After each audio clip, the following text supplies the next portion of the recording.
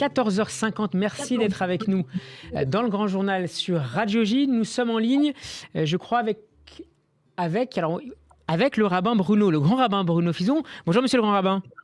Bonjour. Vous êtes le grand rabbin de Metz et de la Moselle, conseiller du grand rabbin de France et du président du consistoire central pour les questions d'abattage. Et cet après-midi, zoom sur la paracha de la semaine, la paracha de Shoftim, avec la vision juive de la monarchie qui prend sa source ici. Oui, absolument. On a un verset qui nous dit « Lorsque le peuple d'Israël va s'exprimer ainsi, je veux mettre à ma tête un roi, comme tous les peuples. Tu prends à la tête un roi, dont le Seigneur, ton Dieu, approuve le choix. » Effectivement, le roi est une demande du peuple à l'époque.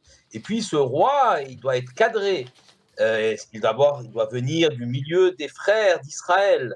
Et il ne doit pas avoir trop de chevaux, trop de femmes, de trop orgueilleux. Donc, la possibilité d'avoir un roi est une option qui est prévue par la Torah et qui va évidemment s'incarner dans l'histoire. À côté du roi suprême qu'est Dieu. Absolument. Le roi obéit à la Torah comme chacun des membres du peuple d'Israël. Alors, l'historique, on la connaît. Le premier roi, c'est le roi Shaoul, le prophète Samuel, et puis les figures de David et de Salomon, enfin, toute la succession de rois de Juda jusqu'à la destruction du temple de Jérusalem.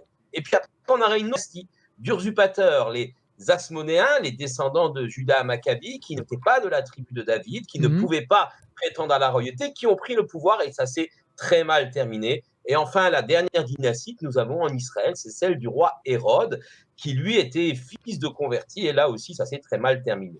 Alors, ce qui est intéressant, c'est de voir comment cette monarchie s'incarne dans le peuple, dans la structure, dans l'organisation de la société juive. Puisque le roi ne concentre pas finalement le roi ne concentre pas le pouvoir dans le judaïsme, monsieur le grand rabbin. Tout à fait. Il y a des contre-pouvoirs, un peu à la façon de Montesquieu. Montesquieu disait dans l'esprit des lois, il disait que finalement, pour qu'on ne puisse abuser du pouvoir, il faut que le pouvoir arrête le pouvoir. Donc, ce partage des pouvoirs a installé la démocratie. Eh bien, à l'époque biblique, l'époque talmudique plus exactement, Rabbi Yehuda Lévi, dans le Kuzari, nous l'explique.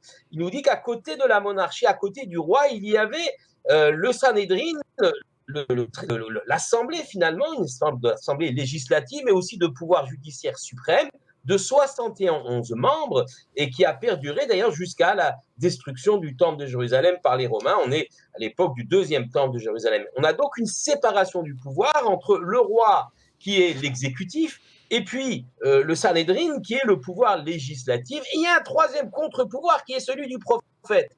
Alors, le prophète, il amène d'abord la parole divine directe, mais aussi, ce qui est intéressant, c'est un contestateur. Il va comme ça, sur les places de marché, contester le pouvoir du roi, et ça, c'est extrêmement important dans l'équilibre, effectivement, des choses.